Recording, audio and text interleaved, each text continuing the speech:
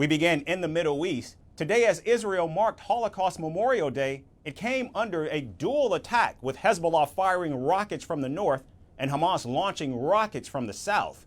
Both Hezbollah and Hamas claim responsibility for the attacks.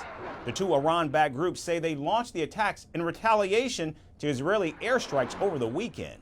Meanwhile, Israel confirmed that it intercepted most rockets fired in the north by Hezbollah.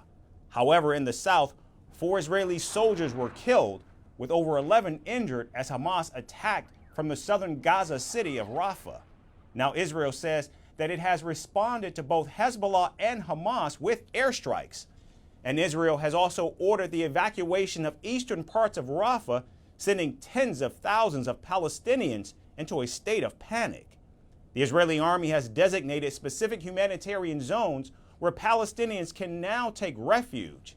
Israel says that the relocation of the Palestinians within the city would be followed by a ground invasion in Rafah. Now, Israel has justified its plan to invade Rafah, claiming that Hamas does not intend on agreeing to the latest ceasefire proposal. We identified alarming signs that Hamas actually does not intend to go to any agreement with us. This means actions in Rafah and the entire Gaza Strip in the very near future. Israeli Prime Minister Benjamin Netanyahu has accused Hamas of deliberately stalling the ceasefire talks by refusing to release 40 hostages as demanded by Israel. Contrary to these publications, it is Hamas that is preventing the release of our hostages. We are working in every possible way to free the hostages. It's our top priority. Israel has been and still is ready for a pause in the fighting in order to free our hostages. But while Israel has shown willingness, Hamas remains entrenched in its extreme positions. First among them, the demand to remove all our forces from the Gaza Strip, end the war, and leave Hamas in power.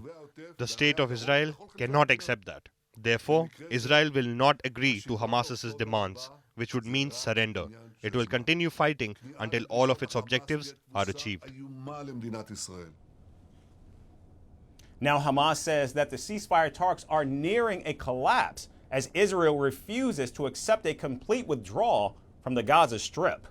And the Iran-backed group also says that it does not trust the United States with the ceasefire deal. Hamas added that Washington would allow Israel to operate against the group and its leaders even if a truce was agreed upon. With neither Prime Minister Netanyahu nor Hamas agreeing to a truce to ceasefire agreement is far from being a done deal. And as Israel announces military preparations for entering Rafah, the plight of over 1 million Palestinian civilians is likely to get worse in the coming days.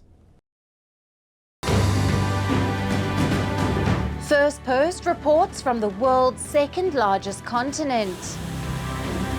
Hello, I'm Alison LaGrange. A very warm welcome from Durban, South Africa.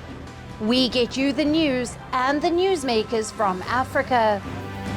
South Africa goes to the polls on the 29th of May. I will track the election and bring you ground reports. Is it the end of the road for the African National Congress? And will former President Jacob Zuma stage a dramatic comeback? From elections to climate change to innovations and opportunities. As the world's attention shifts, we report from Africa, the heart of the global south. Join me every weekday live on Firstpost.